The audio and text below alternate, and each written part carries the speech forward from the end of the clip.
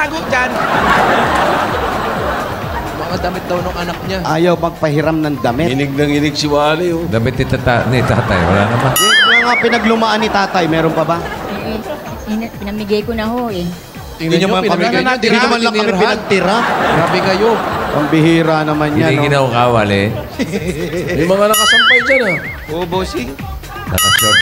Kaya shower po kayo. Ito lang mga nakasampay. Nag-iksipan ng shorts mo. Yung pera nabasa. Oh, kanina yan. Yan. Suot Tuyo mo. ba yan? Kanino po yun, Nay? Suot mo yan. Apo nyo, kairan po muna ha.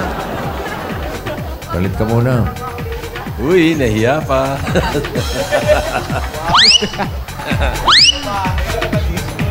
Panloob mo yan. Ito yung panglabas, ha? Takulan, nakagaw. Oo Ganon naman. talaga. Namimili ka pa. Wala kang ang damit. Kanino ba yan?